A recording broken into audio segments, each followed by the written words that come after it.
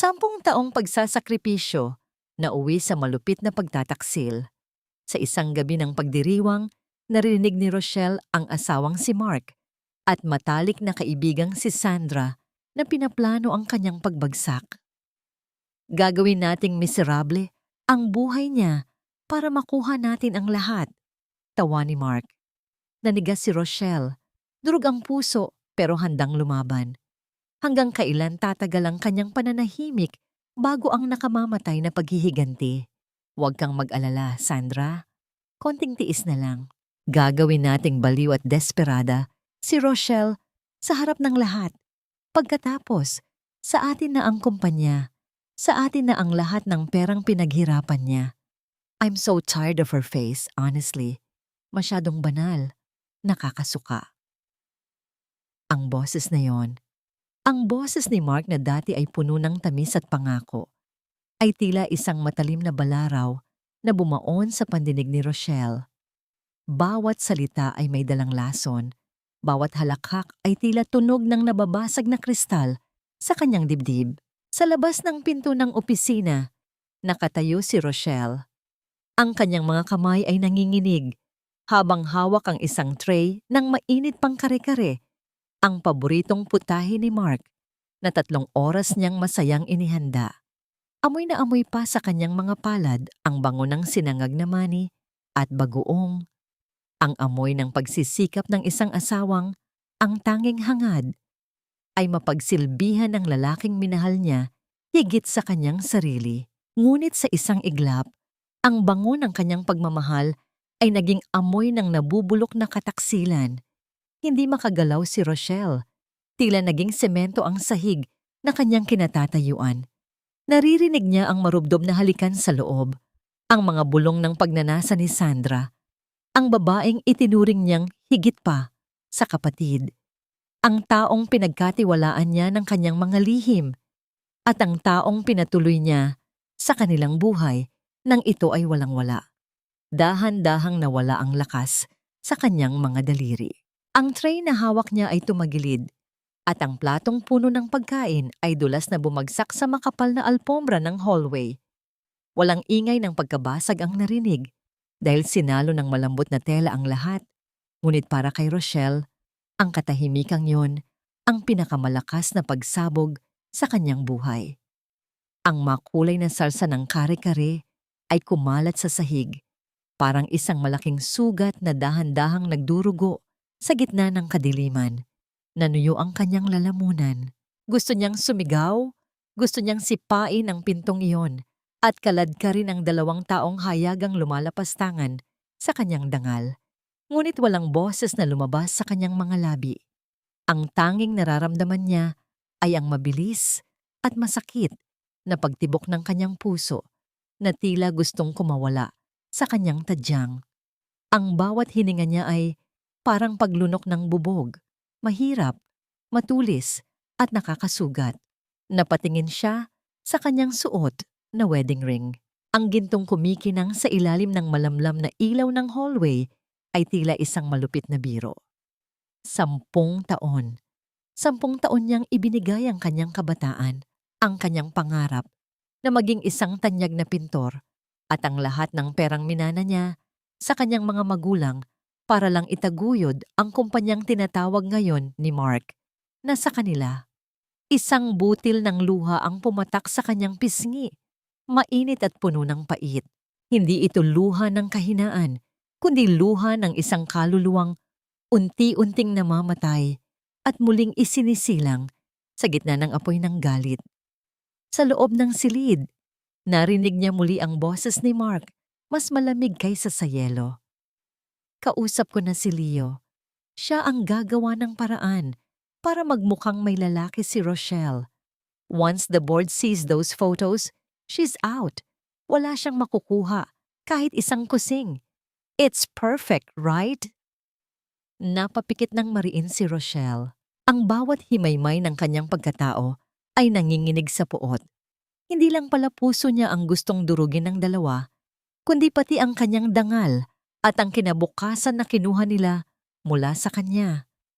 Dahan-dahan, nang hindi gumagawa ng kahit anong ingay, Tumalikod si Rochelle. Iniwan niya ang nakakalat na pagkain sa sahig, ang simbolo ng kanyang huling sakripisyo na niyurakan ng pagtataksil. Naglakad siya palayo. Bawat hakbang ay tila paglayo sa isang libingan. Ang dilim ng hallway ay tila yumayakap sa kanya. Ngunit sa pagkakataong ito, hindi na siya natatakot sa dilim. Habang papalabas ng bahay, isang tanong ang paulit-ulit na umaalingaw sa kanyang isipan. Tila isang sumpa na hindi mapatahimik. Mark, Sandra, akala niyo ba ay ganoon kadali niyo akong matatapos? 10 taon niyo akong ginawang bulag, pero ngayong gabi, sa wakas ay nakakakita na ako ng malinaw. Lumingon siya sa huling pagkakataon sa kanilang mansyon, ang bahay na itinayo sa pundasyon ng kanyang mga luha. Ang kanyang mukha ay wala ng bahid ng emosyon, tila isang estatwa ng marmol na hinubog ng sakit. Gaano niyo kaya kakayanin kapag ang tupa na inakala niyong madaling katayin ay siyang maging mitya ng inyong sariling impyerno? Ano ba, Rochelle? Kanina pa ako nagugutom dito. Akala mo ba ay hotel ang bahay na ito na darating ka kung kailan mo gusto? Ang iresponsable mo talagang babae ka. Ang matinis na boses ni Aling Teresita ang sumalubong kay Rochelle pagkapasok niya sa pinto ng mansyon. Nakaupo ang matanda sa kanyang paboritong tumba-tumba. Ang mukha ay nakasimangot at ang mga mata ay naniningkit sa galit. Sa bawat indayog ng upuan, tila ba lalong sumasabay ang pintig ng sakit sa ulo ni Rochelle. Kakarating lang niya mula sa opisina, mula sa eksenang bumasag sa kanyang mundo. Ngunit heto, kailangan niyang harapin ang isa pang bagyo. Dahan-dahang lumapit si Rochelle, pilit na pinapakalma ang nanginginig na kalamnan. Yumukod siya at kinuha ang kulubot na kamay ng biyenan upang magmano, isang tanda ng paggalang na tila naging isang mabigat na ritual ng pagpapakababa. Pasensya na po, ma. May inasikaso lang po ako sa opisina ni Mark. Mahinang tugon ni Rochelle. Ang bawat salita ay tila isang malaking bato sa kanyang lalamunan. Gusto niyang isigaw na ang anak nito ay isang manggagamit, ngunit nanatili siyang tikom. Opisina? O baka naman kung saan-saan ka na naman gumagala para takasan ang obligasyon mo rito sa bahay? Muling bulyaw ni Teresita habang padabog na iniiwas ang kamay. 10 taon na, Rochelle. 10 taon na kayong kasal ni Mark. Pero hanggang ngayon, wala pa ring bata na naglalaro sa bahay na ito. Kung hindi ka ba naman baog at walang silbi, baka masaya na ang anak ko. Ang bawat salita ni Aling Teresita ay tila isang sampal na paulit-ulit na dumadapo sa pisngi ni Rochelle. Hindi alam ng matanda o baka naman ayaw lang nitong alalahanin na si Rochelle ang nagbayad ng lahat ng utang ng pamilya nila noong mamatay ang biyenang lalaki. Si Rochelle ang nagpa-opera sa kanya noong nakaraang taon at si Rochelle ang dahilan kung bakit may marangyang buhay silang tinatamasa ngayon. Pero sa mata ni Teresita, siya ay isang utang na loob na kailanman ay hindi mababayaran. Ipagluluto ko na po kayo ng hapunan, ma, sabi ni Rochelle habang nakayuko. Iniiwasan ng mapanghusgang tingin ng matanda. Huwag na, nakakawalang gana ang mukha mo. Umakyat ka na lang at ayusin ang kwarto ni Mark. Darating ang anak ko na pagod mula sa pagtatrabaho para sa kumpanyang kinuha mo sa kanya, kaya siguraduhin mong komportable siya. Naglakad si Rochelle patungo sa kusina, hindi para magluto, kundi para kumuha ng isang basong tubig. Doon, sa ilalim ng malamlam na ilaw, hinayaan niyang pumatak ang isang butil ng luha. Ang bawat patak ay sumasama sa tubig ng gripo, tila ba naghuhugas ng isang sugat na hindi kailanman maghihilom. Ang bawat mura at lait ni Teresita ay tila ba nagpapatibay sa desisyon niyang bawiin ang lahat. Bago umakyat, napansin ni Rochelle ang biyenan na tila may tinitingnan sa ilalim ng unan ng tumba-tumba. Nang makita siya nito, Mabilis na itinago ni Teresita ang isang lumang litrato. Ang kaba sa dibdib ni Rochelle ay lalong tumindi. May kakaiba sa kinikilos ng matanda. Isang lihim na tila ba takot itong mabunyag. Sino ang lalaking nasa litratong iyon na tila ba mas mahalaga pa kaysa sa sarili nitong pamilya? Umakyat si Rochelle sa kanilang silid ni Mark. Ang bawat hakbang sa hagdan ay parang pag-akyat sa isang bundok ng tinik. Pagpasok niya sa kwarto, ang amoy ng pabango ni Mark ang sumalubong sa kanya. Ang amoy na dati ay nagbibigay sa kanya ng katiwasayan, ngunit ngayon ay nagpapabaliktad ng kanyang sikmura. Sinimulan niyang ayusin ang kama. Dahan-dahan niyang itinuwid ang bawat lukot ng kumot. Tila ba sinusubukang ituwid ang sarili niyang buhay. Lumapit siya sa una ni Mark at maingat itong inayos. Isang gawin ng isang tapat na asawa na kahit gaano pasaktan ay marunong pa ring mag-alaga. Ito ang kanyang golden moment, ang huling sandali ng pagiging asawa bago siya tuluyang maging kalaban. Habang inaayos ang ilalim ng kama upang tanggalin ang mga alikabok, may isang bagay na kumislap sa ilalim ng kama. Inabot niya ito at naramdaman ang lamig ng isang metal. Pagbunot niya, isang hikaw na may disenyong bituin ang bumungad sa kanya. Nanigas ang buong katawan ni Rochelle. Ang hikaw na ito, kilala niya ito. Ito ang hikaw na iniregalo niya kay Sandra noong nakaraang kaarawan nito bilang simbolo ng kanilang pangmatagalang pagkakaibigan. Ang bawat hibla ng kanyang buhok ay tila tumayo sa kilabot. Hindi lang pala sa opisina nangyayari ang kataksilan. Sa loob mismo ng kanyang kwarto, sa kama na kanyang binabantayan ng dasal gabi-gabi, doon din siya dinudurog ng 2 taong pinakamalapit sa kanyang puso. Narinig niya ang pagbukas ng gate ng mansyon. Ang tunog ng sasakyan ni Mark ay tila hudyat ng pagdating ng isang halimaw. Hinigpitan ni Rochelle ang pagkakahawak sa hikaw hanggang sa bumaon ito sa kanyang palad at mag-iwan ng marka ng sakit.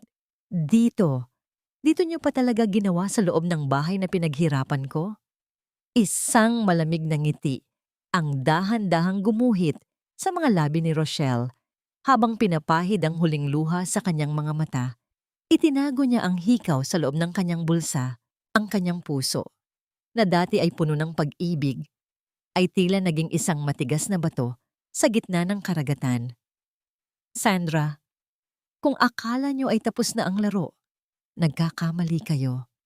Dahil ngayong gabi, ang bahay na ito ay hindi na magiging tahanan para sa inyo. Ito na ang magiging simula ng inyong pagkabilanggo. Rochelle, baka kailangan mo nang magpahinga. Alam mo, minsan ang sobrang pag-iisip at ang pressure na magkaroon ng anak ay nakakasira ng bait. Huwag mong pilitin ang sarili mo. Baka kung ano na ang magawa mo sa kumpanya. Ang malambing na boses ni Sandra ay tila isang haplos ng sutla na may nakatagong mga tinik. Nakaupo siya sa harap ng mesa ni Rochelle sa opisina habang dahan-dahang humihigop ng kape. Ang kanyang mga mata ay puno ng pag-aalala. Isang maskara ng kabutihan na alam na ngayon ni Rochelle na puno ng uod sa loob. Sa mga sandaling iyon, hawak ni Rochelle ang isang tasa ng tsa na itinimpla niya para kay Sandra. Ang mainit na singaw ng tsa ay dumarampi sa kanyang mukha. Ngunit ang kanyang nararamdaman ay ang nanunuot na lamig ng pagkukunwari. Ang kanyang kamay ay bahagyang nanginginig, hindi dahil sa takot, kundi dahil sa matinding pagsisikap na huwag ibuhos ang kumukulong tubig sa mukha ng babaeng itinuring niyang kapatid. Dahan-dahang inilapag ni Rochelle ang tasa sa harap ni Sandra. Ang bawat pagtama ng porselana sa kahoy na mesa ay tila ba isang babala na unti-unti nang nauubos ang kanyang pasensya. Salamat sa pag-aalala, Sandra. Pero maayos ang isip ko. Mas malinaw pa nga sa kristal ang nakikita ko ngayon. Tugon ni Rochelle. Ang kanyang boses ay kalmado, ngunit ang bawat pantig ay may dalang bigat ng 1,000 lihim. Napansin ni Rochelle ang bahagyang pagbabago sa ekspresyon ni Sandra. Isang segundong pag-aalinlangan bago ito muling nangumiti ng matamis. Paglabas ni Sandra sa opisina, sinundan siya ng tingin ni Rochelle sa pamamagitan ng glass wall. Nakita niya kung paano lumapit si Sandra sa HR manager at bumulong habang malungkot na tumitingin sa direksyon ni Rochelle. Alam niya ang ginagawa nito, isang maruming smear campaign. Unti-unti nilang ipinapakalat ang balita na siya ay depressed at hindi na matino, upang kapag lumabas ang kanilang pekeng ebidensya, wala nang maniniwala sa kanya. Kinahaponan, pumasok si Mark sa kanyang opisina. Dala nito ang isang tumpok ng mga dokumento. Ang kanyang asawa ay muling nagsuot ng kanyang paboritong papel, ang papel ng isang mapagmahal na asawa. Honey, pagod ka na. Hayaan mong ako na ang tumapos nitong mga papeles para sa merger. Pirmahan mo na lang itong mga authorization letters para hindi ka na maabala sa meeting bukas, malamig na sabi ni Mark habang hinahaplos ang balikat ni Rochelle. Naramdaman ni Rochelle ang kilabot sa bawat haplos ni Mark. Ang kamay na yon na dati ay nagbibigay sa kanya ng lakas, ngayon ay tila ba isang sawa na dahan-dahang pumupulupot sa kanyang leeg upang siya ay sakalin. Tiningnan niya ang mga papel. Sa ilalim ng mga ordinaryong dokumento, may mga pahina na naglalaman ng paglilipat ng mga shares ng kumpanya. Ang mga shares na mula sa kanyang mana. Sige Mark, iwan mo na lang dyan. Babasahin ko muna bago ko pirmahan, sabi ni Rochelle, pilit na itinatago ang pait sa kanyang boses. Bakit kailangan mo pang basahin? Hindi ka ba nagtitiwala sa akin? Ako ang asawa mo, Rochelle. Ginagawa ko ito para sa atin. Bakas ang inis sa tono ni Mark. Ang gaslighting na dati ay nagpaparamdam sa kanya ng pagkakasala. Pero ngayon, tila ba isa na lamang itong lumang pelikula na alam na niya ang ending. Bago lumabas si Mark, pumasok si Leo, ang batang IT specialist ng kumpanya. Dala nito ang isang laptop. Ang bata ay hindi makatingin ng diretso kay Rochelle. Ang kanyang mga balikat ay nakayuko at ang bawat kilos niya ay puno ng pagkabalisa. Ma'am Rochelle, heto na po ang report na hinihingi niyo. Nauutal na sabi ni Leo. Kinuha ni Rochelle ang laptop at sandaling nagtama ang kanilang mga paningin. Nakita ni Rochelle ang takot sa mga mata ng bata. Alam niya ang totoo. Si Leo ang inuutusan ni Mark na gumawa ng mga pekeng litrato at edited na messages. Pero nakita rin ni Rochelle ang isang bagay sa mga mata ni Leo. Ang malalim na lungkot. Salamat Leo, mukhang puyat ka. Heto, uminom ka muna ng kape, sabi ni Rochelle habang iniabot ang isang tasa sa bata. Ito ang kanyang golden moment, isang maliit na kabutihan sa gitna ng digmaan. Naramdaman niya ang panginginig ng kamay ni Leo nang abutin nito ang tasa. Sa sandaling iyon, alam ni Rochelle na mayroon pang konsensya sa loob ng bata. Bakit kailangan ni Leo ng pera? Bakit siya pumapayag sa ganitong karumaldumal na gawain? Naalala ni Rochelle ang isang file sa HR. Ang ina ni Leo ay may malalang sakit sa puso at nangangailangan ng malaking halaga para sa operasyon. Isang dangling mystery na alam ni Rochelle na magagamit niya sa takdang panahon. Nang makaalis ang lahat, naiwan si Rochelle sa gitna ng katahimikan ng kanyang opisina. Ang tanging naririnig niya ay ang mahinang tunog ng aircon na tila ba isang walang katapusang buntong hininga. Binuksan niya ang kanyang drawer at kinuha ang isang brown envelope na iniwan sa kanyang mesa nang hindi niya namamalayan. Dahan-dahan niyang binuksan ang envelope. Ang kanyang puso ay tila tumigil sa pagtibok nang makita ang mga laman nito. Ang mga litrato ay malinaw, masyadong malinaw. Siya, na tila ba nakayakap sa isang lalaking hindi niya kilala sa loob ng isang hotel room. Ang mga anino, ang anggulo, at ang pagkaka-edit ay halos perpekto. Kahit siya, kung hindi niya alam ang totoo, ay maniniwala sa nakikita. Isang malamig na pawis ang gumapang sa kanyang likuran. Alam niyang malapit na ang anibersaryo ng kumpanya. Doon nila balak ilabas ang lahat ng ito. Doon nila balak ilubog ang kanyang pangalan sa putikan sa harap ng lahat ng tao sa kanilang mundo. Tumingin si Rochelle sa labas ng bintana sa mga ilaw ng lungsod na tila ba mga matang nagmamasid sa kanyang bawat galaw. Ang kanyang mga mata ay nag-aapoy sa isang bagong uri ng determinasyon. Mark, Sandra, akala niyo ba ay ganoon niyo ako kadaling mapapaikot? Akala niyo ba ay wala akong paraan para basagin ang inyong mga kasinungalingan? Biglang tumunog ang kanyang cellphone. Isang mensahe mula sa isang hindi kilalang numero ang lumitaw sa screen. Alam ko ang ginagawa mo sa ilalim ng mesa, Rochelle.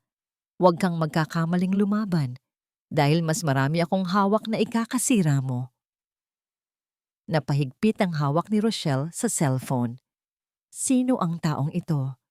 At ano pa ang alam nila tungkol sa kanyang buhay na hindi pa niya nadidiskubre? Ang amoy ng gamot at tila walang katapusang lamig ng aircon sa loob ng St. Luke's Medical Center ay tila sumasakal sa bawat hininga ni Rochelle. Nakatayo siya sa dulo ng pasilyo, pinagmamasdan ng isang payat na figura na nakaupo sa mga plastik na upuan sa labas ng intensive care unit. Si Leo, ang batang IT specialist na inakala ni Mark na magiging kasangkapan sa pagwasak sa kanya. Dahan-dahang lumapit si Rochelle. Ang tunog ng kanyang mga takong sa makinis na sahig ay tila ba isang mabagal na pintig ng orasan sa gitna ng katahimikan ng ospital. Nang mapansin ni Leo ang anino ni Rochelle, mabilis itong nag-angat ng tingin. Ang takot at gulat sa mga mata ng bata ay tila ba nakakita ng isang multo. Ma'am Rochelle, anong ginagawa niyo rito? Nauutal na tanong ni Leo. Mabilis siyang tumayo. Pilit na itinatago ang kanyang nanginginig na mga kamay sa loob ng bulsa ng kanyang jacket. Hindi agad sumagot si Rochelle. Tumingin muna siya sa malaking salamin ng ICU kung saan makikita ang isang matandang babae na puno ng mga tubo sa katawan, ang ina ni Leo. Ang bawat mahinang tunog ng heart monitor sa loob ay tila ba isang paalala kung gaano kahina ang buhay. Alam ko ang tungkol sa nanay mo, Leo. At alam ko rin kung bakit kailangan mo ng 3 milyong piso para sa operasyon niya sa puso. Mahinang sabi ni Rochelle. Ang kanyang boses ay walang bakas ng galit, kundi puno ng isang malalim na pag-unawa. Napayuko si Leo. Ang kanyang mga balikat ay nanginginig at ang unang butil ng luha ay pumatak sa sahig ng ospital. Patawad po, ma'am.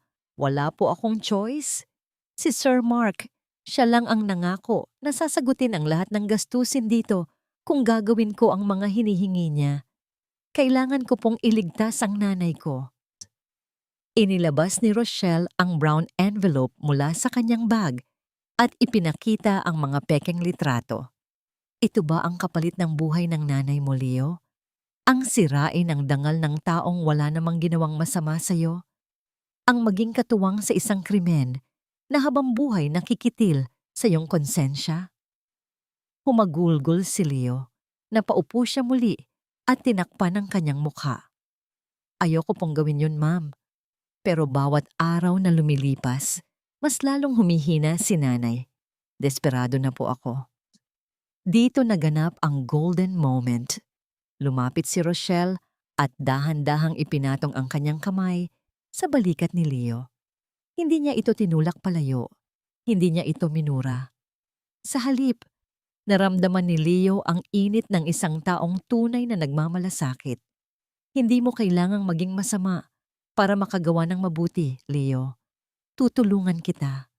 Ako ang magbabayad ng operasyon ng nanay mo at sisiguraduhin kong makuha niya ang pinakamagaling na doktor. Pero sa isang kondisyon, magsasabi ka ng totoo. Nag-angat ng tingin si Leo, tila hindi makapaniwala sa narinig. Bakit niyo po gagawin ito pagkatapos ng lahat ng ginawa ko sa inyo? Dahil alam ko ang pakiramdam ng mawalan ng pamilya, Leo. At dahil alam ko na ikaw rin ay biktima ni Mark, huwag mong hayaang gamitin kanila para sa kanilang kasamaan. Sabi ni Rochelle habang may isang matamis, ngunit seryosong nangiti sa kanyang mga labi. Pinahira ni Leo ang kanyang mga luha at tumayo ng tuwid. Sa sandaling iyon, ang takot sa kanyang mga mata ay napalitan ng isang matinding determinasyon. Gagawin ko po ang lahat, Ma'am Rochelle. Sasabihin ko ang totoo at may isa pa po kayong dapat malaman. Bumaba ang boses ni Leo, tila ba natatakot na may makarinig sa kanila. Bago pa po kayo ikasal ni Sir Mark, may mga files na akong nakita sa lumang laptop niya. May mga transaksyon siya sa isang babae sa ibang bansa. Hindi po si Ma'am Sandra. At tila ba may kinalaman ito sa pagkamatay ng tatay niyo. Nanigas ang buong pagkatao ni Rochelle. Ang kanyang puso ay tila tumigil sa pagtibok. Ang pagkamatay ng kanyang ama. Ang aksidenteng inakala niyang tadhana lang ay baka isang planadong pagpatay. Isang malaking dangling mystery ang nabuksan sa kanyang harapan. Ngunit bago pa siya makapagtanong ng higit pa, naramdaman niya ang pag-vibrate ng kanyang cellphone sa loob ng bag. Kinuha niya ito at nakita ang isang mensahe mula sa hindi kilalang numero muli. Masyado ka nang malayo sa nilalakaran mo, Rochelle. Akala mo ba ay ligtas ka sa ospital na yan? Tumingin ka sa likod mo. Mabilis na lumingon si Rochelle. Ngunit wala siyang nakita, kundi ang mahabang pasilyo ng ospital at ang ilang mga nurse na abala sa kanilang trabaho. Ngunit ang pakiramdam na may matang nagmamasid sa kanya ay tila ba isang malamig na kamay na humahawak sa kanyang leeg. Sino ang taong ito? At paano nito nalalaman ang bawat galaw niya? Tumingin si Rochelle kay Leo. Ang kanyang mga mata ay nag-aapoy na ngayon sa galit at determinasyon. Leo, ihanda mo ang lahat ng ebidensyang meron ka. Hindi lang natin ililigtas ang nanay mo. Ibabagsak natin ang lahat ng taong sumira sa buhay natin. Rochelle, bakit ganyan ka makatingin sa pagkain mo? Baka pati ang kanin ay paghinalaan mong may lason. Sinasabi ko na nga ba, hindi na talaga tama ang takbo ng utak mo. Pati kami ay tila ba pinagdududahan mo na sa bawat galaw namin. Ang boses ni Aling Teresita ay tila isang matalas na kutsilyo na humihiwa sa katahimikan ng hapagkainan. Nakaupo siya sa kabisera habang masusing pinagmamasdan ang bawat kurap ng mga mata ni Rochelle. Sa tabi nito, si Mark ay abala sa pagkain. Tila ba walang naririnig, ngunit ang kanyang mga balikat ay bakas ang tensyon. Dahan-dahang ibinaba ni Rochelle ang kanyang kutsara. Ang tunog ng metal na tumama sa porselana ay tila ba isang malakas na hudyat ng pagsisimula ng isang laban sa gitna ng kanilang marangyang dining room. Tumingin siya sa biyenan at sa halip na yumuko, sinalubong niya ang mapanghusgang tingin nito ng may malamig na ngiti. Pagod lang po ako, ma. Marami lang iniisip sa kumpanya. At wag po kayong mag-alala. Alam ko po kung ano ang lason at kung ano ang hindi. Mahinang tugon ni Rochelle. Ang kanyang boses ay kalmado, ngunit ang bawat salita ay may dalang pahiwatig na tila ba naging isang malaking bara sa lalamunan ni Mark. Nabulunan si Mark at mabilis na uminom ng tubig. Honey, baka tama si Mama. Masyado ka nang nagpapastress sa trabaho. Baka kailangan mo nang mag-leave muna. Hayaan mong kami muna ni Sandra ang humawak ng mga malalaking proyekto para makapag-focus ka sa mental health mo. Naramdaman ni Rochelle ang panginginig ng kanyang mga daliri sa ilalim ng mesa. Mental health. Iyon ang sandatang ginagamit nila ngayon para unti-unti siyang iligwak sa sarili niyang kumpanya. Gusto niyang isigaw na alam niya ang lahat.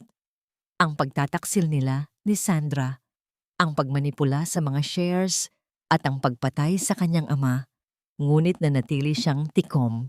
Ang pinakamalakas na sandata sa isang digmaan ay ang impormasyong hindi pa alam ng kalaban. Sige Mark, pag-iisipan ko. Maikling sagot ni Rochelle habang tumatayo.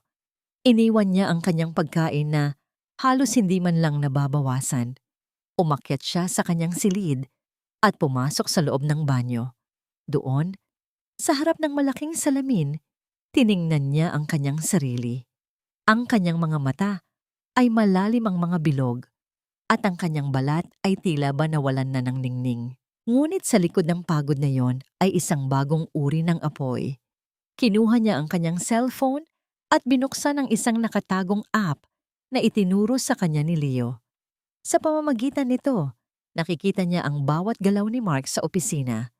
Nakita niya sa screen ang isang video clip kung saan magkayakap sina Mark at Sandra sa loob ng elevator kaninang hapon. Ang sakit ay nandoon pa rin. Tila isang luma at makitid na sugat na ayaw maghilom. Ngunit hindi na ito nakakalumpo. Ang bawat haplos ni Mark kay Sandra ay tila ba nagpapatibay sa kanyang determinasyon na ubusin ang lahat ng mayroon ang dalawa. Dito naganap ang golden moment. Lumapit si Rochelle sa isang lumang cabinet sa sulok ng banyo. Doon, nakatago ang kanyang mga lumang gamit sa pagpinta, mga brush na tuyo na ang balahibo at mga tube ng pintura na matagal nang hindi nabubuksan.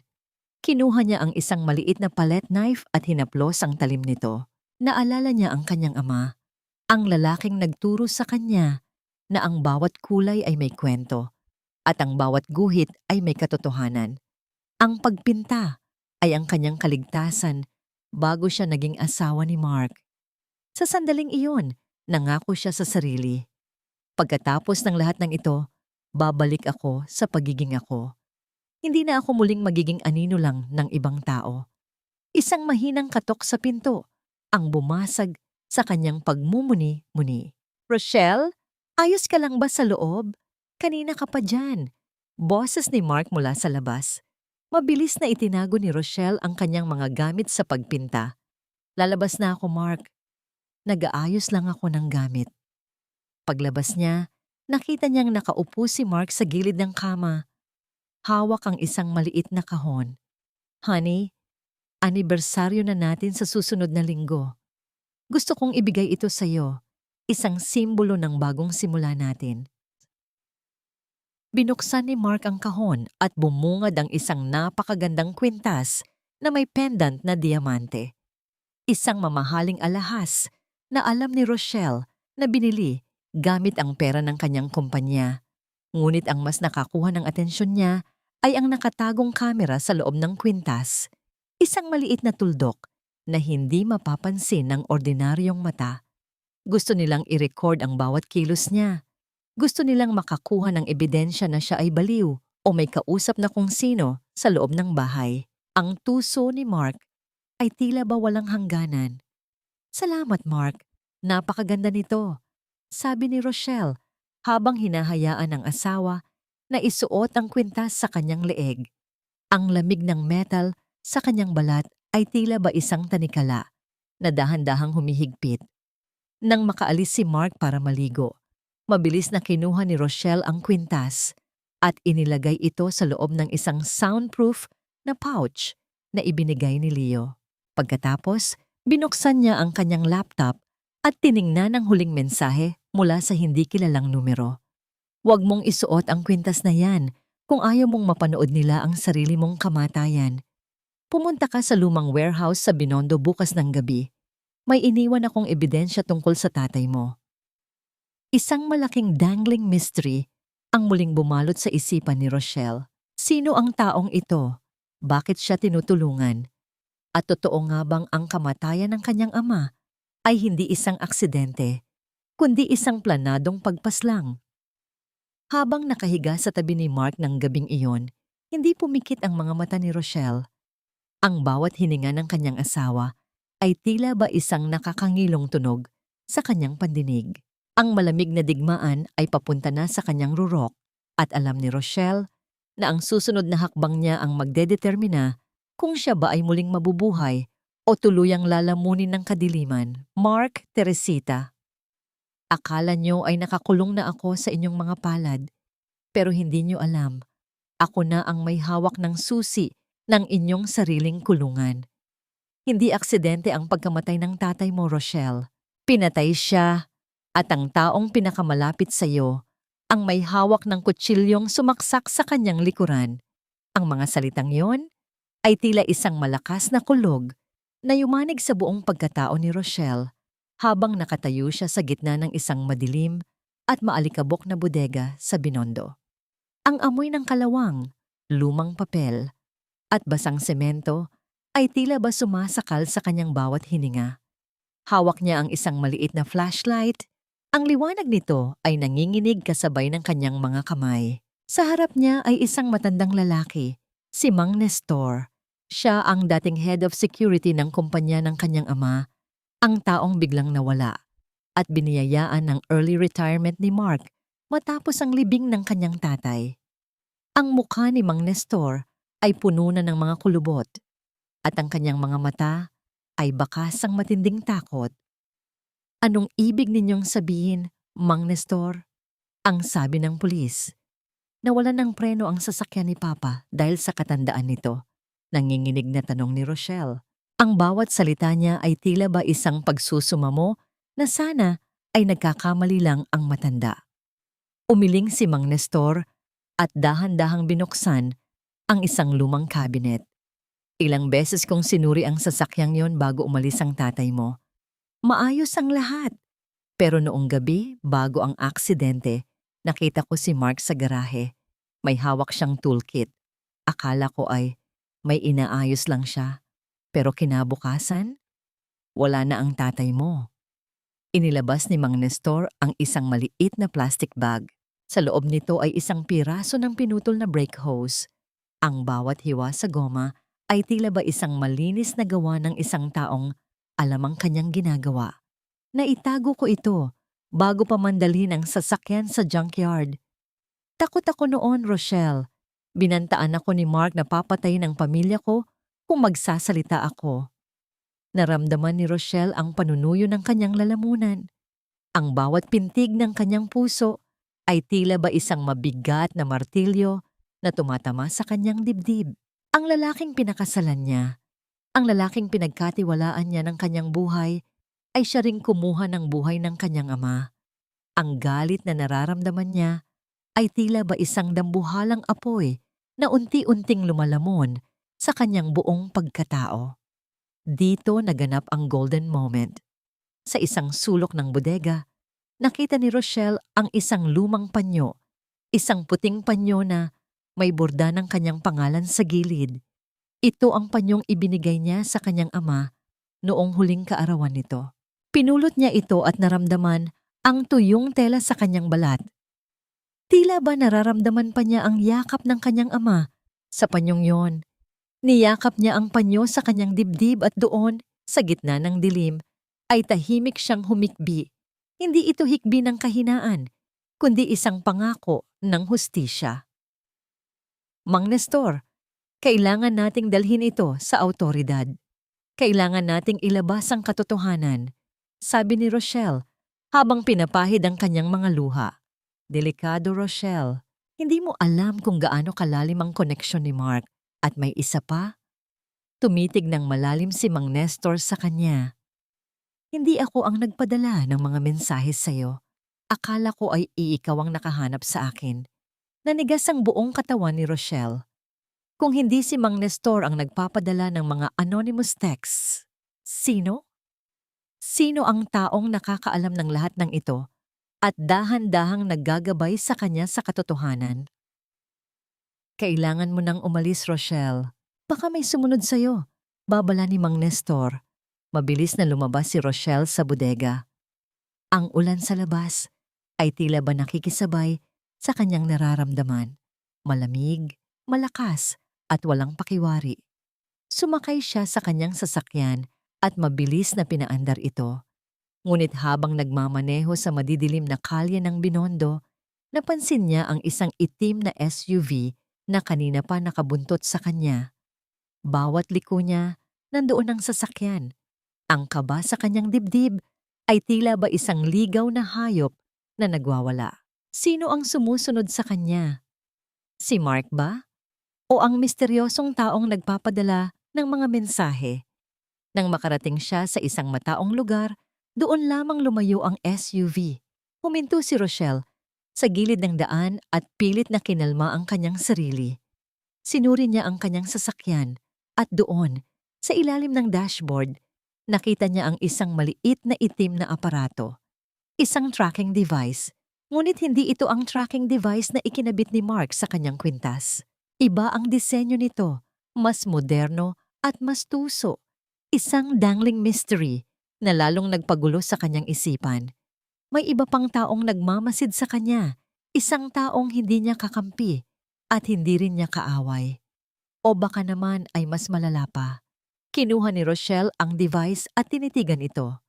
Ang kanyang mga mata ay tila ba naging dalawang bolang apoy sa dilim. Mark, Sandra, Teresita, at kung sino ka mang nagmamasid sa akin. Akala niyo ay ako ang biktima sa kwentong ito, pero hindi niyo alam. Ako na ang nagsusulat ng inyong katapusan. Dahan-dahang kinuha ni Rochelle ang kanyang cellphone at tinawagan si Leo. Leo, ihanda mo ang lahat. Bukas, sa gabi ng anibersaryo, hindi lang katotohanan ang ilalabas natin. Sisiguraduhin nating wala nang matitira sa kanila. Habang pabalik sa mansyon, isang malamig na katahimikan ang bumalot sa loob ng sasakyan. Ang tanging naririnig ay ang ritmo ng ulan sa bubong na tila ba isang marcha patungo sa isang digmaan na wala nang balikan. Oh, nandito ka na pala, Rochelle. Mabuti naman at naisipan mo pang umuwi. Akala ko ba ay nag-aayos ka lang ng sarili mo? Mukhang galing ka pa sa basurahan, sa dumi ng damit mo. Ang tinig ni Aling Teresita ay tila kalawang na kumakayod sa bakal. Sumalubong kay Rochelle pagkapasok pa lamang niya sa sala ng mansyon. Nakaupo ang matanda sa sofa. Hawak ang isang tasa ng tsaa na umuusok pa habang ang mga mata nitong mapanuri ay pabalik-balik sa basang sapatos at madungis na laylayan ng palda ni Rochelle. Katatapos lang ng malakas na ulan at ang bawat patak ng tubig na nahuhulog mula sa kanyang payong ay tila bumabakas ng dumi sa makinis na marmol na sahig. Hindi pinansin ni Rochelle ang panlalait. Ang kanyang isip ay nakatuon pa rin sa natuklasan niya sa binondo, ang piraso ng brake hose na pumatay sa kanyang ama. Ang galit sa kanyang dibdib ay nag-aapoy, ngunit pilit niya itong tinatago sa likod ng isang pagod na buntong hininga. Dahan-dahan niyang itinabi ang payong at naglakad patungo sa kusina. Ma, naglakad lang po ako saglit sa labas para magpalamig ng ulo. Masama po ba yon? Malumanay na sagot ni Rochelle. Ang kanyang boses ay walang bakas ng emosyon. Ang kwintas na ibinigay ni Mark, ang may nakatagong kamera, ay nakasabit pa rin sa kanyang leeg. Nakabalot sa loob ng soundproof pouch na nasa ilalim ng kanyang blusa, tila isang malamig na ahas na naghihintay na tumuklaw. Magpalamig ng ulo o baka naman nakikipagkita ka sa kung sinong lalaki dyan habang ang anak ko ay nagpapakamatay sa kumpanya mo. Matalim na tugon ni Teresita, ang kanyang labi ay nakangiwi sa panggigigil. Tandaan mo, Rochelle, utang mo sa anak ko ang lahat ng tinatamasa mo ngayon. Kung hindi dahil sa kanya, matagal na sanang bumagsak ang negosyo ng ama mo. Ang salitang utang na loob ay muling umalingaw-ngaw sa pandinig ni Rochelle, tila isang sumpa na paulit-ulit na binibigkas ng isang mangkukulam. Ang bawat silabi ko ay tila isang pako na ibinabaon sa kanyang dangal. Ngunit sa halip na sumagot, humugot si Rochelle ng malalim na hininga. Lumapit siya sa hapagkainan kung saan nakahain na ang paboritong ulam ni Mark. Dito naganap ang golden moment. Maingat na inayos ni Rochelle ang mga kubyertos sa tabi ng plato ni Mark. Pinunasan niya ang gilid ng baso upang siguraduhing walang mantsa. Ang bawat kilos niya ay puno ng pag-aalaga. Tila ba isa siyang perpektong asawa. Ngunit sa likod ng mga gawaing iyon, ang kanyang isip ay abala sa pagbuo ng mga detalye kung paano niya wawasakin ang buhay ng lalaking nakaupo sa silyang iyon. Ang pag-aalagang ito, ang kanyang huling alay bago niya hubarin ang maskara ng pagiging martir. Maya-maya pa ay narinig niya ang pagbukas ng pinto. Pumasok si Mark, mukhang pagod, ngunit may kakaibang ngiti sa mga labi. Pagkakita kay Rochelle, lumapit ito at humalik sa kanyang pisngi. Ang halik na yon ay tila haplos ng isang malamig na hangin. Walang init, walang pagmamahal. Honey, kamusta ang araw mo? Nakapagpahinga ka ba? Tanong ni Mark. Ang boses ay puno ng pagkukunwari. Tiningnan nito ang leeg ni Rochelle. Tila hinahanap ang kwintas. Bakit hindi mo suot ang niregalo ko sa'yo? Hindi mo ba nagustuhan? Napahigpit ang hawak ni Rochelle sa kutsara.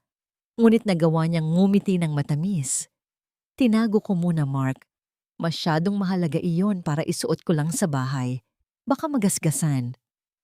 Bumakas ang inis sa mga mata ni Mark, ngunit agad din itong napalitan ng isang mapilit na ngiti. Sa bagay, suotin mo na lang bukas sa anibersaryo natin. Gusto kong makita ng lahat kung gaano kita kamahal. Habang kumakain, ang katahimikan ay tila isang nababanat na goma na anumang oras ay maaring maputid. Sumulyap si Rochelle sa kanyang cellphone na nakapatong sa mesa. Nakita niya ang isang text message mula kay Leo. Handa na po ang lahat, ma'am. Ang mga files, ang video, at ang backup access. Wala po silang matatakasan bukas. Isang malamig na kumpiyansa ang bumalot kay Rochelle. Ngunit ang kanyang kapayapaan ay panandaliang nabulabog nang makita niya ang isang notification sa kanyang email.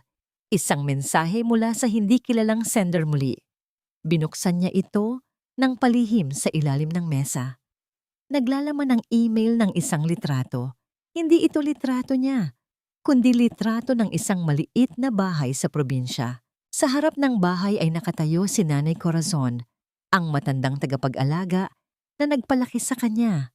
Ang taong itinuring niyang pangalawang ina, na pinilit ni Mark na paalisin sa mansyon 3 taon na ang nakakaraan dahil daw nag-uulyanin na. Sa ilalim ng litrato ay may maikling mensahe. Isama mo siya sa plano mo bukas. Kailangan niya itong makita. Kung hindi, baka hindi na siya magkaroon ng pagkakataon. Isang malaking dangling mystery ang muling nagpahigpit sa kanyang dibdib. Sino ang taong ito na tila alam ang lahat ng mga taong mahalaga sa kanya? At bakit tila may banta sa buhay ni Nanay Corazon? Tumingin si Rochelle kay Mark, nakasalukuyang masayang nakikipagkwentuhan sa kanyang ina tungkol sa malaking pagbabago na mangyayari sa kumpanya bukas. Ang mapagmataas na ngiti ni Mark at ang mapang-uyam na tawa ni Teresita ay tila mga langaw na nagpipiesta sa isang nabubulok na karne. Mark, Aling Teresita, magsaya kayo ngayong gabi. Lasapin niyo ang bawat subo ng inyong kasakiman. Dahil bukas, ang bawat salitang binitawan niyo, ang bawat luhang pumatak mula sa aking mga mata, ay babalik sa inyo bilang isang delubyo. Maaga pa lamang ay gising na si Rochelle. Ang sikat ng araw ay pilit na sumisilip sa siwang ng makapal na kurtina ng kanilang kwarto. Tila ba nagbabadya ng isang nag-aapoy na araw. Sa tabi niya, mahimbing pang natutulog si Mark. Tinitigan ni Rochelle ang mukha ng asawa. Wala na siyang makitang pag-ibig, tanging pagkasuklam ang nanunuot sa kanyang dibdib. Ang lalaking minsang naging mundo niya ay isa palang halimaw na nagkukubli sa likod ng maamong namamamong ngiti.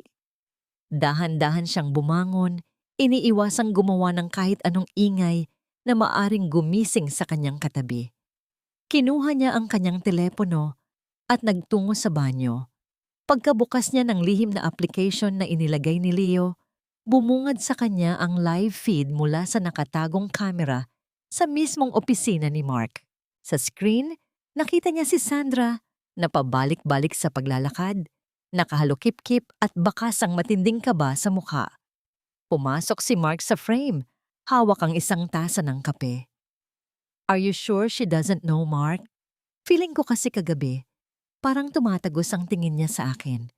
What if may nabasa siya? What if alam niya ang tungkol sa mga litrato? Nanginginig ang boses ni Sandra, halatang kinakain na ng sariling konsensya at takot. Tumawa lamang si Mark, isang tawang puno ng kayabangan na nagpatayo sa mga balahibo ni Rochelle. Relax, Sandra. Masyado kang paranoid. Si Rochelle, ang babaeng yun ay masyadong mabait at tanga para makahalata. Mamayang gabi, Pagkatapos kong ipakita ang ebidensya sa harap ng board of directors at mga investors, siya na mismo ang aalis sa kumpanya dahil sa hiya. We just need to stick to the script. Pinatay ni Rochelle ang screen. Ang nangiti ni Mark ay tila isang malupit na sumpa. Ngunit sa halip na matakot, isang malamig na kapayapaan ang bumalot sa kanyang puso. Ang mga kalaban ay masyadong tiwala sa kanilang sarili. Iyon ang magiging mitya ng kanilang pagbagsak. Nagbihis ng mabilis si Rochelle at tahimik na lumabas ng mansyon. Hindi siya papunta sa salon gaya ng paalam niya kay Aling Teresita kagabi. May mas mahalaga siyang pupuntahan. Pinasibad niya ang sasakyan palabas ng syudad, tinatahak ang mahabang kalsada patungo sa isang liblib na probinsya, dala ang direksyon mula sa misteryosong email na natanggap niya.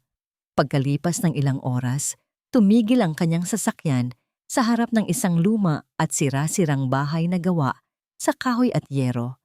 Ang paligid ay tahimik, malayo sa ingay at yaman ng buhay na kinagisnan niya.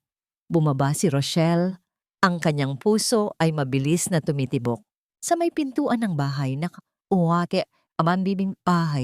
nakaupo sa isang lumang bangko ang isang pamilyar na bulto. Nanay Corazon, mahinang tawag ni Rochelle, nag-angat ng tingin ang matanda. Ang kanyang mga mata ay nanlabo na sa katandaan, ngunit nang makita ang figura ni Rochelle, unti-unting namuo. Ang mga luha rito, dahan-dahang tumayo si Nanay Corazon, ang kanyang mga kamay ay nanginginig. Habang inaabot ang hangin, tila ba hindi makapaniwala na totoo ang nakikita. Tumakbo si Rochelle at mahigpit na niyakap ang matanda. Ang amoy ng langis at pamilyar na pabango ni Nanay Corazon ay nagpabalik sa kanyang pagkabata. Sa mga panahong ligtas pa siya sa mga kasinungalingan ng mundo, dito naganap ang golden moment. Maingat na hinaplos ni Nanay Corazon ang mukha ni Rochelle. Ang magaspang na palad ng matanda ay tila pinakamalambot na unan para sa pagod na puso ng dalaga. Bakit ganyan ang mga mata mo, anak? Wala na ang kislap na itinuro ko sa iyong ingatan. Sino ang nanakit sa aking alaga? Hindi napigilan ni Rochelle ang pag-iyak. Ibinuhos niya ang lahat ng sakit, ang lahat ng pait, ng 10 taong pagpapanggap at pagtataksil na dinanas niya. Hinawakan ng mahigpit ni Nanay Corazon ang mga kamay ni Rochelle. Sinabi ng asawa mo na ipapapatay niya ang pamangkin ko kung hindi ako aalis ng mansyon, Rochelle. May narinig kasi ako noong gabing mamatay ang tatay mo. Narinig ko si Mark at ang kanyang ina na nagtatalo tungkol sa isang testamento na gusto nilang ipasunog. Nanigas si Rochelle. Pati si Aling Teresita ay kasabwat sa mga nangyari sa kanyang ama. Ang puot na kanyang naramdaman ay umabot sa rurok. Hindi na ito simpleng hiwalayan lamang. Isa na itong paghahanap ng katarungan. Bago sila umalis patungo sa isang ligtas na lugar na inihanda ni Leo, inabutan ni Nanay Corazon si Rochelle ng isang maliit na bagay na binalot sa lumang panyo.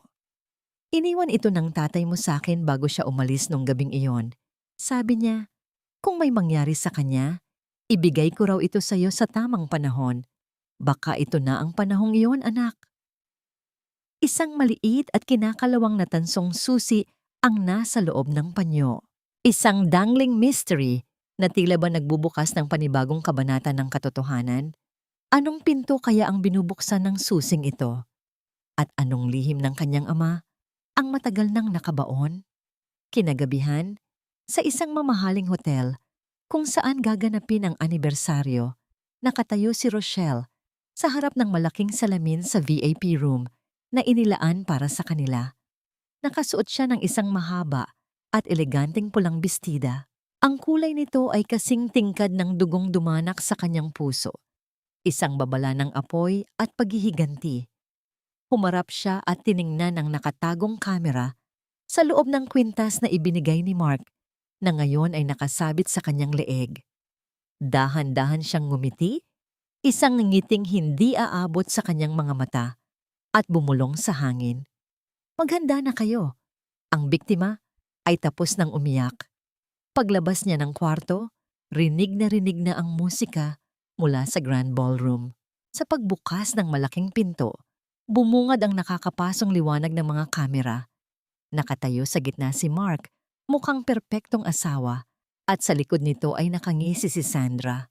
Hindi nila alam na ang babaeng naglalakad palapit sa kanila ay hindi na ang maamong kalapati na kanilang nakilala, kundi isang lawing handang dumagit. Ang malapad na pintuan ng Grand Ballroom ay tuluyang bumukas. Sumalubong kay Rochelle ang nakakapasong liwanag ng mga nakabiting aranya at ang mahinang pag-uumpugan ng mga basong kristal na tila musika ng mga taong nagkukunwari.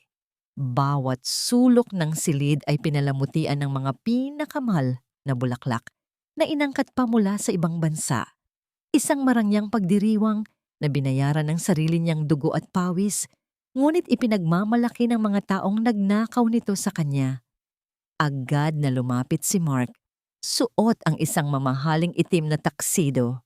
Ang kanyang nangiti ay perpekto para sa mga nagkikislapang lente ng mga kamera ng media na inimbitahan niya. Inilahad niya ang kanyang braso kay Rochelle. "You look absolutely stunning tonight, honey." Malambing na bulong ni Mark habang inaalalayan siyang maglakad papasok. Ngunit nang magdampi ang kanilang mga balat, naramdaman ni Rochelle ang di maipaliwanag na lamig. Ang kamay na pumulupot sa kanyang baywang ay tila isang bakal na posas. "Kailangan nating maging perpekto ngayong gabi, Rochelle. Smile for the investors." Dagdag pa ni Mark. Ang tono ay may halong pagbabanta na itinago sa likod ng isang matamis na ngiti. "Huwag kang mag-alala, Mark. Ibibigay ko sa inyo ang gabing hinding-hindi ninyo makakalimutan." Sagot ni Rochelle nang hindi kumukurap. Akala ni Mark ay isa itong pangako ng pagiging masunurin, ngunit hindi niya alam na isa itong sumpa ng pagkawasak. Habang naglalakad sila sa gitna ng karamihan, sumalubong sa kanila si Aling Teresita. Ang matanda ay tila isang reyna, nabalot ng mga alahas na diamante, mga alahas na alam ni Rochelle na galing sa pondo ng kumpanya ng kanyang yumaong ama. Kasama nito ang mga matapobreng donya na kaibigan nito. "Mabuti naman at nagmukha kang tao ngayong gabi, Rochelle." Pambungad ni Teresita, ang boses ay sadyang nilakasan upang marinig ng kanyang mga kasama. "Akala ko ay ipapahiya mo na naman ang anak ko sa harap ng mga VIPs natin. Tandaan mo, malaking utang na loob mo na dinala ka ni Mark sa ganitong klaseng mundo." Isang mainit na alon ng galit ang gustong sumabog sa dibdib ni Rochelle, ngunit pinanatili niya ang isang kalmadong ngiti. Yumukod siya ng bahagya, isang perpektong larawan ng isang magalang na manugang. "Opo, ma. Utang na loob ko nga po ang lahat ng natutunan ko sa pamilyang ito. At ngayong gabi, ipapakita ko sa lahat kung ano ang tunay na halaga ng mga itinimpalak ninyo sa akin." Nangunot ang noo ni Teresita.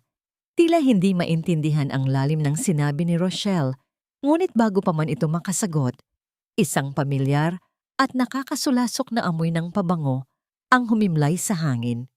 Si Sandra. Suot ang isang kumikinang na gintong bestida na halos magpakita na ng lahat ng kanyang kurba. Lumapit si Sandra at pilit na yumakap kay Rochelle. Ang paglapat ng kanilang mga pisngi ay tila pagdikit ng dalawang yelo. "Besh, I am so happy for you and Mark. 10 years of success." Tili ni Sandra na umaalingaw-ngaw sa paligid. Hinawakan pa nito ang magkabilang kamay ni Rochelle. Tumitingin ng diretso sa kanyang mga mata, tila sinusuri kung may alam na ang asawa sa mangyayari. "Sana ay maging masaya ka sa lahat ng mangyayari mamaya. You deserve everything that's coming to you. You deserve everything that's coming to you." Ang linyang yon ay isang patalim na itinusok ni Sandra ng patalikod. Alam ni Rochelle na iniisip ni Sandra ang mga pekeng litrato na sisira sa kanyang buhay. "Salamat, Sandra." Malumanay na sagot ni Rochelle, pilit na pinipigilan ang sariling mandiri sa paghawak sa kanya ng babaeng nakikihati sa asawa niya. "Hinding-hindi ko talaga makakalimutan ang tulong mo sa aming mag-asawa." Bumitaw si Sandra. May dumaang kaba sa kanyang mga mata dahil sa tindi ng pagkakadiin ni Rochelle sa salitang tulong Ngunit agad din itong tinakpan ng isang pekeng pagtawa bago lumapit kay Mark upang mag-usap ng patago. Dito naganap ang golden moment. Humingi ng pasensya si Rochelle at nagtungo sa isang tahimik na sulok malapit sa malaking bintana. Binuksan niya ng bahagya ang kanyang maliit na bag at hinaplos ang kinakalawang na susi na ibinigay ni Nanay Corazon. Pumikit siya at naalala ang magagaspang na kamay ng kanyang ama na puno ng mantsa ng pintura. Ang tunay na obra maestra ay ang katotohanan. Anak, kahit gaano kapangit, lalabas at lalabas ang tunay na kulay nito kapag tinamaan ng liwanag. Ang alaalang iyon ay tila naging isang mainit na yakap na nagbigay sa kanya ng tapang. Hindi na siya natatakot. Habang hinahaplos ang susi, napansin niya ang isang napakaliit na ukit sa gilid ng tanso. Isang dangling mystery na ngayon lang niya nakita dahil sa liwanag ng aranya. May nakasulat na SD Box 143, BPI, isang safety deposit box. Ano ang itinatago ng kanyang ama roon na pilit na gustong sunugin ni Mark at ng kanyang ina? Ang kanyang pag-iisip ay naputol ng mamatay ang malalaking ilaw sa ballroom. Ang tanging natira ay ang mga spotlight na nakatutok sa gitna ng entablado. Ang bulungan ng mga tao ay unti-unting namatay. Napalitan ng isang mapang-abang na katahimikan. Tumingin si Rochelle sa gawin ng technical na booth sa itaas. Nakatayo roon si Leo. Nagtama ang kanilang mga paningin. Isang mabagal at mariing pagtango ang ibinigay ni Leo. Ang makina ng katotohanan ay nakakasana. Umakyat si Mark sa entablado. Hawak ang isang mikropono. Ang mukha nito ay puno ng kayabangan at huwad na tagumpay. Tumingin si Mark kay Sandra sa gilid ng stage at palihim na kumindat bago ibinaling ang paningin kay Rochelle na nakatayo sa gitna ng karamihan. Ang tingin ni Mark ay tila isang mangangaso na handa ng patayin ang kanyang biktima. Ladies and gentlemen, simula ni Mark, ang boses ay umaalingaw-ngaw sa buong bulwagan. Ngayong gabi, bukod sa pagdiriwang ng ating ika-10 anibersaryo, may inihanda akong isang napaka-espesyal na presentasyon. Isang katotohanan na magbubukas sa mga mata nating lahat tungkol sa babaeng nasa likod ng kumpanyang ito. Ang aking asawa, si Rochelle. Lahat ng mata ay lumingon kay Rochelle. Ang mga bisita ay pumapalakpak, naghihintay ng isang madamdaming mensahe ng pag-ibig. Bumaba ang isang higanting puting screen sa likod ni Mark. Tingnan natin kung sino nga ba talaga si Rochelle kapag walang nakatingin. Nakangising dugtong ni Mark. Isang utos ang ibinigay sa pamamagitan ng pagkumpas ng kanyang kamay. Ang liwanag mula sa projector ay bumaon sa puting screen. Ang huling sandali ng mga kasinungalingan ay nagwakas na. Ang liwanag mula sa malaking projector ay tila isang matalim na sibat na humiwa sa kadiliman ng Grand Ballroom. Nakangiti pa rin si Mark, nakataas ang baba. Inihahanda ang sarili sa mga luhang inaasahan niyang papatak mula sa mga mata ni Rochelle. Hinintay ng lahat ang sinasabi nitong katotohanan. Ngunit sa halip ng mga pekeng litrato ni Rochelle na may kasamang ibang lalaki, isang pamilyar na tanggapan ang lumitaw sa malaking screen, ang sariling opisina ni Mark. Isang boses ang umalingaw-ngaw sa buong bulwagan, malinaw at walang halong pag-aalinlangan. Boses mismo ni Mark. Huwag kang mag-alala, Sandra. Konting tiis na lang. Gagawin nating baliw at desperada si Rochelle sa harap ng lahat. Pagkatapos, sa atin na ang kumpanya. Sa atin na ang lahat ng perang pinaghirapan niya. I'm so tired of her face, honestly. Kasunod nito ay ang malinaw na imahe ni na Mark at Sandra. Mahigpit na magkayakap at mapusok na naghahalikan sa ibabaw ng mismong mesa kung saan pinirmahan ni Rochelle ang mga papeles ng kumpanya. Ang hangin sa loob ng bulwagan ay tila nahigop palabas. Ang mga imbitado, mga bilyonaryong investor, mga kilalang miyembro ng alta lipunan, at ang mga nagkikislapang lente ng media ay sabay-sabay na nanigas. Ang inaasahang paninira kay Rochelle ay naging isang pampublikong pagbitay sa dangal ng 2 taong nagtayo ng entablado. Nawala ang kulay sa mukha ni Mark. Ang kanyang mapagmataas na ngiti ay napalitan ng matinding gulat at takot. Ang kanyang mga kamay ay nagsimulang manginig habang ibinababa ang mikropono. Tumingin siya sa itaas, sa direksyon ng technical na booth, at sumigaw ng mga utos upang patayin ang palabas. Ngunit walang sumunod, walang pumutol sa video. Sa gilid ng entablado, si Sandra ay tila isang ibong nabalian ng pakpak. Namumutla ang kanyang buong katawan. Sinubukan niyang itago ang kanyang mukha gamit ang kanyang mga kamay habang ang mga kamera ng media ay walang awang nakatutok sa kanya, kinukuhanan ng bawat segundo ng kanyang pagkawasak. Ang babaeng kanina lamang ay nagyayabang sa kanyang gintong bestida ay ngayon ay nagmumukhang isang basahan sa paningin ng lahat. Sa gitna ng mga bisita, si Aling Teresita ay tila naging isang estatwa ng yelo. Ang mga matapobreng donya na kanina lamang ay nakikipagtawanan sa kanya ay sabay-sabay na umatras, lumalayo na parang may dala siyang nakakahawang sakit. Ang marangyang diamante sa kanyang leeg ay tila naging isang mabigat na kadena na unti-unting sumasakal sa kanyang huwad na pagmamalaki. Dito naganap ang golden moment. Sa kabila ng matinding kaguluhan, ng mga bulungan na puno ng pandidiri at mga pasimpleng pagtawa ng mga tao, nanatiling nakatayo si Rochelle. Hindi siya sumigaw, hindi siya umiyak. Yumuko lamang siya ng bahagya at tiningnan ang gintong singsing sa kanyang daliri. Ang singsing na sumisimbolo sa 10 taong pagkakakulong. Dahan-dahan, nang may pambihirang kapayapaan na hindi niya naramdaman sa loob ng 1 dekada, hinubad niya ito. Ang lamig ng hangin ay dumampi sa kanyang balat na matagal nang nakatago. Ito ang kanyang paglaya.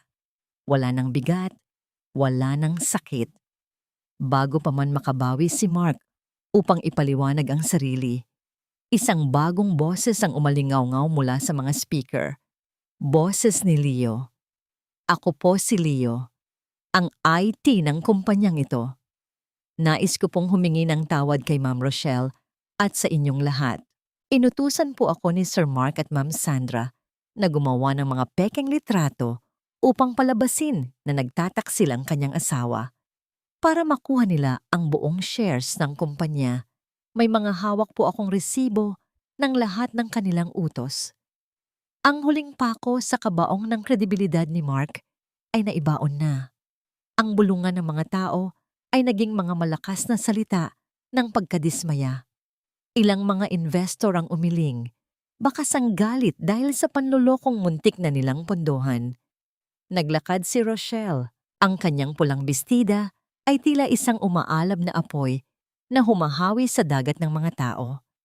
Ang bawat hakbang niya patungo sa entablado ay may dalang bigat ng isang reyna na bumabawi sa kanyang trono.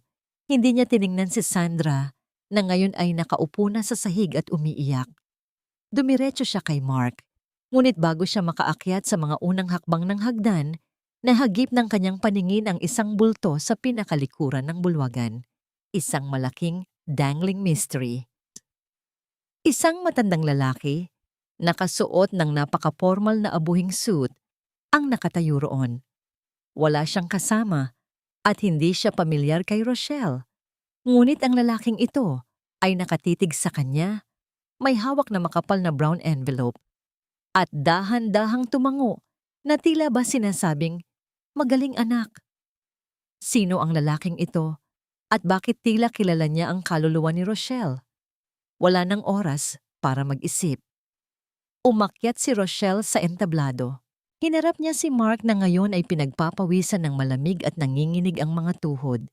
Inagaw ni Rochelle ang mikropono mula sa kamay ng kanyang asawa. Tiningnan niya ang madla, ang kanyang mga mata ay nagliliwanag sa katapangan bago ibinaling ang matalim na paningin sa lalaking minsang sumira sa kanyang buhay. "Gusto mo ng katotohanan, Mark?" Mahinang sabi ni Rochelle, ngunit sapat upang marinig ng buong mundo. "Narito ang isa pang katotohanan, ang kumpanyang ito ay hindi sayo.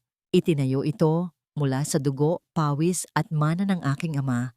At simula sa gabing ito, tumigil si Rochelle. Tiningnan niya si Aling Teresita na ngayon ay nakahawak na sa dibdib at si Sandra na halos magtago na sa ilalim ng mga mesa. Simula sa gabing ito, binabawi ko na ang lahat, kabilang na ang kalayaan ko mula sa inyo. Ang katahimikan sa loob ng Grand Ballroom ay tila ba nababasag sa bawat paghinga ng mga taong naroon. Ang mga lente ng kamera ay walang humpay sa paghuli ng bawat reaksyon, lalo na ang namumutla at pinagpapawisang mukha ni Mark. Ang lalaking kanina lamang ay nag-aakalang siya ang hari ng gabi, ay ngayon ay nakatayo na, tila isang kriminal na hinatulan sa harap ng bayan. Rochelle! Honey, let me explain. This is a misunderstanding. May naninira lang sa atin. Nanginginig na pakiusap ni Mark. Pilit niyang inaabot ang kamay ni Rochelle. Ang kanyang mga mata ay nagmamakaawa.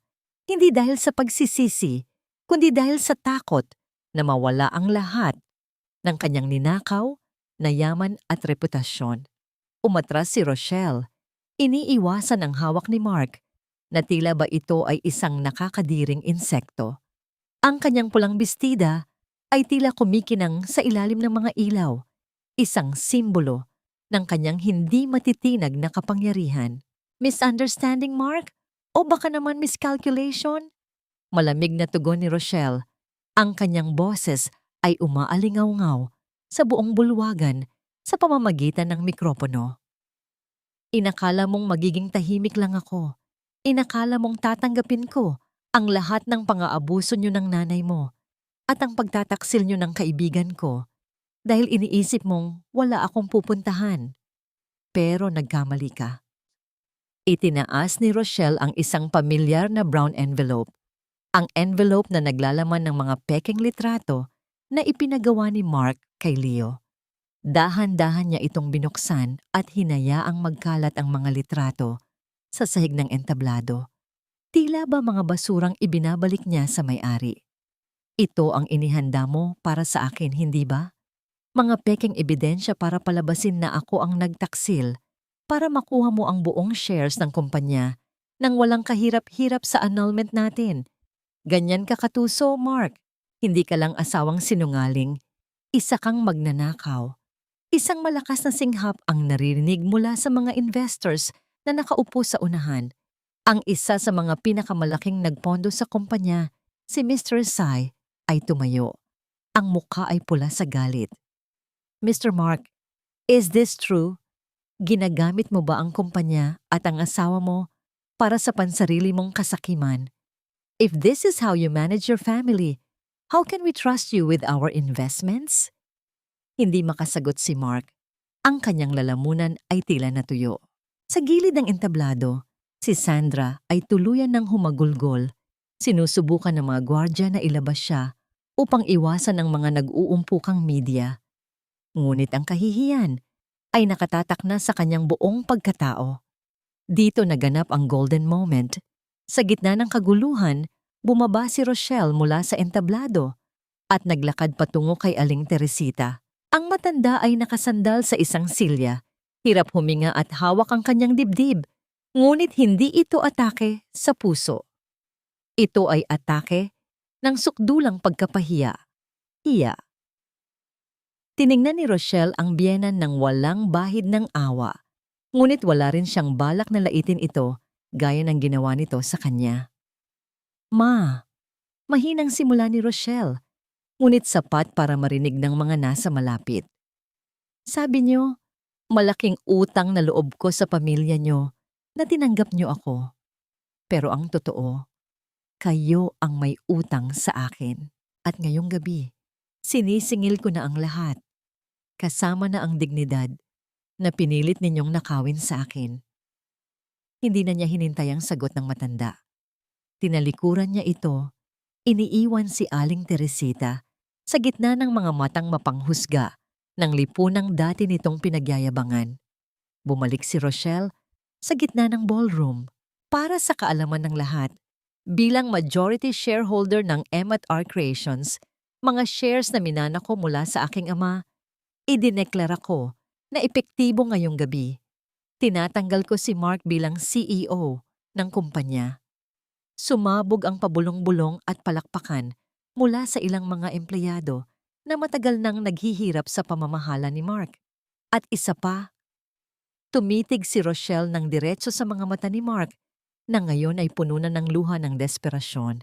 Magkikita tayo sa korte para sa annulment.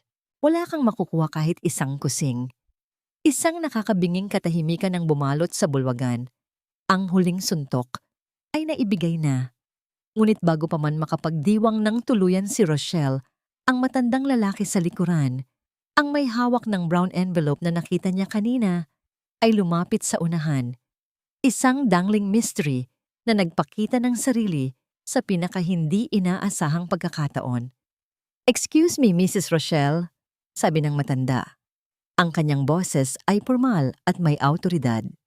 "Ako si Attorney Valderrama, ang tagapamahala ng huling habilin at mga sikretong dokumento ng iyong yumaong ama, si Mr. David. At sa tingin ko, mayroon kang dapat malaman tungkol sa susing hawak mo at sa totoong dahilan kung bakit gustong kunin ng asawa mo ang lahat ng shares mo." Inilabas ni Attorney Valderrama ang isang dokumento mula sa envelope. Ang kumpanyang ito ay hindi lang isang simpleng design firm. Ito ay nakatayo sa isang lupang may nakatagong mina na ilang dekada nang pinoprotektahan ng iyong ama mula sa mga mapagsamantala. Kasama na ang pamilya ni Mark. Nanlaki ang mga mata ni Rochelle. Ang digmaan ay hindi pa pala tapos. Ito ay nagsisimula pa lamang. Ngunit sa pagkakataong ito, siya na ang may kontrol sa buong laro. Tiningnan niya si Mark na ngayon ay tuluyan ng napaluhod sa sahig, umiiyak at iniiwan ng lahat. Ang gabi ng paniningil ay naging gabi rin ng pagkabuhay ng mga lihim ng nakaraan. Ang sikat ng araw na tumagos sa bintana ng mansyon kinabukasan ay tila may dalang kakaibang lamig at katahimikan. Wala na ang mapagkunwaring sigla ng tahanang ito. Ang mga mamahaling muebles at naglalakihang mga painting sa dingding ay tila naging mga piping saksi sa tuluyang pagguho ng isang huwad na pamilya. Sa loob ng master bedroom, tahimik na isinasara ni Rochelle ang kanyang huling maleta. Wala siyang dinalang kahit anong alahas o mamahaling gamit na binili mula sa pera ni Mark. Tanging ang mga damit niya at ang mga lumang gamit sa pagpinta ang laman ng kanyang bagahe. Dahan-dahan, siyang lumapit sa bedside table at ibinaba roon ang dalawang bagay. Ang susi ng mansyon at ang kwintas na may nakatagong kamera na ibinigay sa kanya ng lalaking minsan niyang tinawag na asawa. Katabi ng mga ito ay ang isang makapal na folder, ang kopya na ng annulment papers na formal nang isinampa ng kanyang mga abogado, kasabay ng mga kasong isinampa ni Attorney Valderrama laban kay Mark para sa corporate fraud at ang muling pagbubukas ng investigasyon sa pagkamatay ng kanyang ama. Nasa kustodya na ng mga awtoridad si Mark, habang si Sandra ay tuluyan ng naglaho na parang bula. Hindi makayanan ang pampublikong kahihiyan na sumira sa kanyang pangalan. Binitbit ni Rochelle ang kanyang maleta at nagsimulang humakbang pababa ng malapad na hagdanan. Sa ibaba, sa gitna ng maluwang na sala, nakaupo si Aling Teresita. Wala na ang mga diamante sa kanyang leeg. Wala na ang mapagmataas na tindig. Ang matanda ay tila lumiit ng 10 taon sa loob lamang ng isang gabi. Ang kanyang mga mata ay pugto, nakatingin sa kawalan habang nanginginig ang mga kamay na nakapatong sa kanyang hita. Nang marinig ng matanda ang mga hakbang ni Rochelle, nag-angat ito ng tingin. Isang tingin na puno ng hinanakit at desperasyon. "Masaya ka na ba, Rochelle? Tuluyan mo nang winasak ang pamilya natin. Ipinakulong mo ang asawa mo at inalisan mo kami ng dangal sa harap ng buong lipunan." Basag ang boses na panunumbat ni Teresita. Sinubukan pa nitong tumayo upang magmukhang matapang, ngunit nanghina ang mga tuhod nito at muling napaupo. Tumigil si Rochelle sa tapat ng matanda. Tinitigan niya ang mukha ni Aling Teresita. Hinahanap ang galit na matagal niyang kinimkim sa loob ng kanyang dibdib. Ngunit nakakagulat, wala siyang naramdamang puot. Ang tanging umapaw sa kanyang puso ay isang malalim na awa. Awa para sa isang ginang na ipinagpalit ang sariling kaluluwa at ang kaluluwa ng kanyang anak para sa kapangyarihan at kayamanan. Hindi po ako ang sumira sa pamilyang ito, Ma. Kayo po mismo ang umuukit ng sarili ninyong libingan sa pamamagitan ng inyong kasakiman. Malumanay, ngunit mariing tugon ni Rochelle. Ang kanyang boses ay hindi nanginginig. Ang utang na loob na paulit-ulit ninyong isinusumbat sa akin ay matagal ko nang nabayaran ng luha at dugo. Ngayon, malaya na ako. Hindi na niya hinintay ang isasagot ng matanda. Bahagyang yumukod si Rochelle, isang huling paggalang na hindi para kay Teresita, kundi para sa sarili niyang natitirang kabutihan.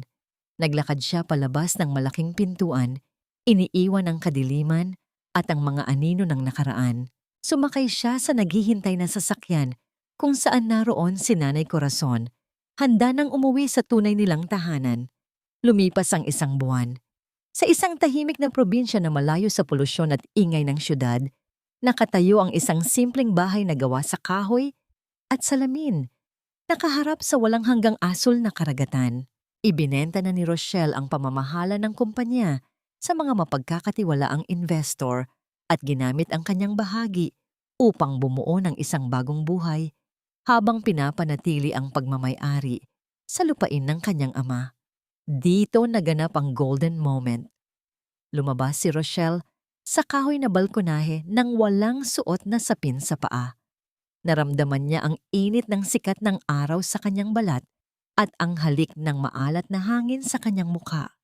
Ipinikit niya ang kanyang mga mata at huminga ng napakalalim. Ang pag-alon ng kanyang dibdib ay walang halong takot. Walang kaba na baka may magsabi sa kanya na mali ang kanyang ginagawa.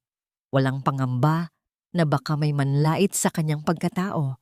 Sa sandaling iyon, ang hangin ay naging kanyang pinakamatalik na kaibigan.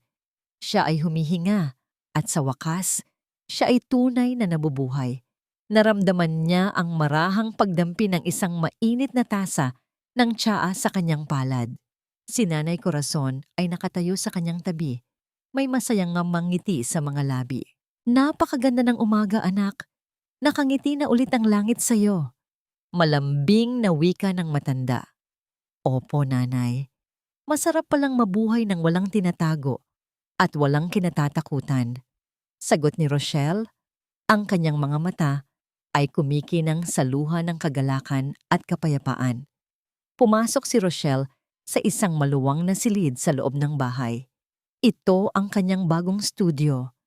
Ang mga pader ay puti at malinis, puno ng liwanag mula sa malalaking bintana.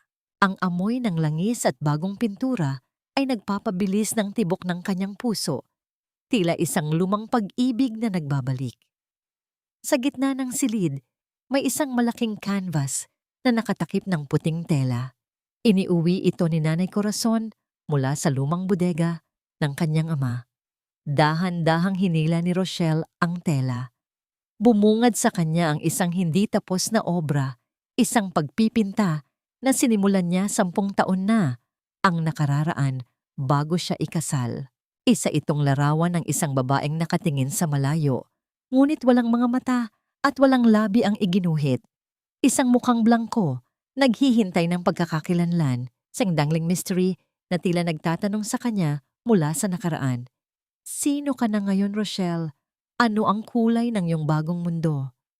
Kinuha ni Rochelle ang isang brush. Isinawsaw niya ito sa isang matingkad na asul na pintura, kasing kulay ng malayang dagat sa labas ng kanyang bintana. Ang kanyang kamay ay hindi nanginginig. Ang kanyang puso ay buo.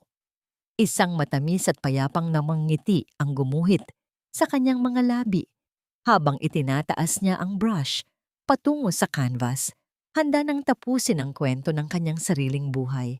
1 taon na ang nakalipas mula nang bumagsak ang imperyo ng mga kasinungalingan.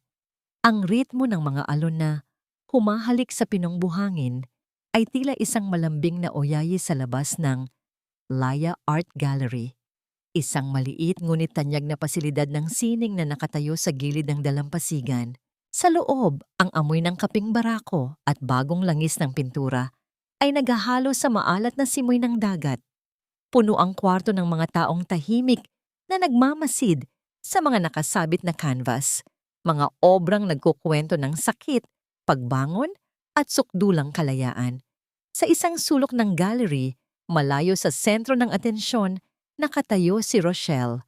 Suot niya ay isang simpleng puting bestida na yari sa preskong lino. Ang kanyang buhok ay malayang nililipad ng hangin mula sa bukas na bintana. Wala na ang mabibigat na alahas na minsang naging posas sa kanyang katawan. Ang tanging kumikinang ngayon ay ang dalisay na liwanag sa kanyang mga mata.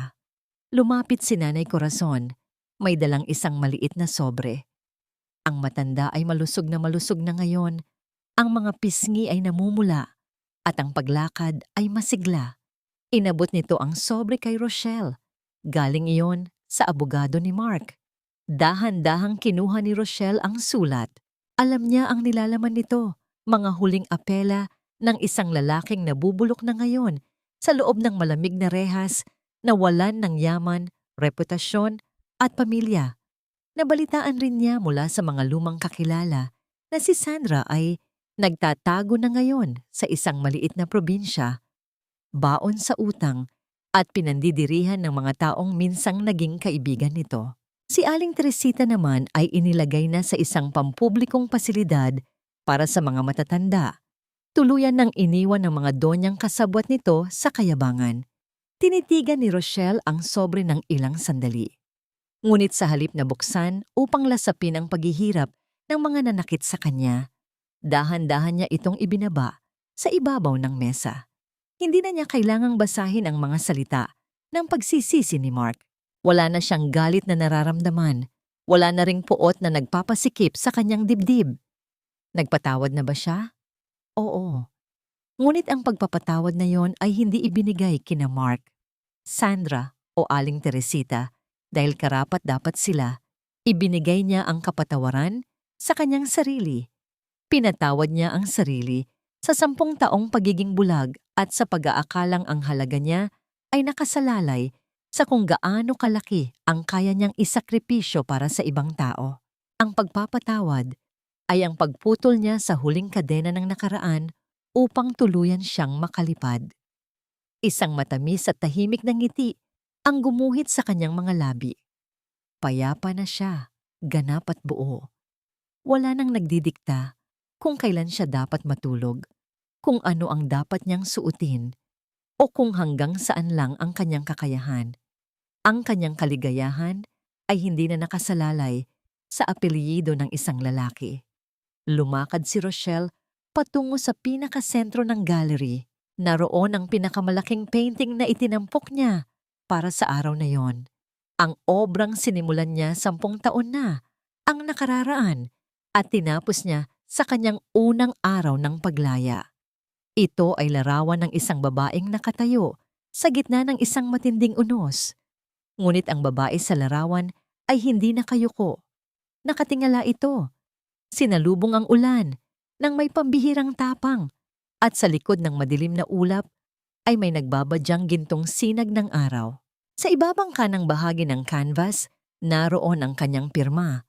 Hindi Mrs. Rochelle, kundi Rochelle David, ang pangalan ng isang anak na nagbigay ng katarungan sa kanyang ama at pangalan ng isang babaeng muling nahanap ang kanyang sarili. Ang tunay na kayamanan ay hindi nasusukat sa dami ng diamante sa leeg o sa laki ng kumpanyang pinapatakbo. Ang pinakamahalagang pamana na maiiwan ng isang babae sa kanyang sarili ay ang tapang na lumakad palayo sa hapagkainan kung saan hindi na inihahain ang paggalang at tunay na pag-ibig. Ang pinakamatamis na paghihiganti ay hindi ang pagdurog sa taong nanakit sa'yo, kundi ang pagpili na maging masaya sa kabila ng lahat ng ginawa nila upang ikaw ay wasakin. Humugot si Rochelle ng malalim na hininga habang pinagmamasdan ang walang hanggang dagat. Ang alon ay patuloy sa pag-agos At ang buhay, na ngayon ay puno ng kulay at pag-asa, ay patuloy sa pag-ikot. Siya si Rochelle. At ang kanyang obra maestra ay ang kanyang sariling kalayaan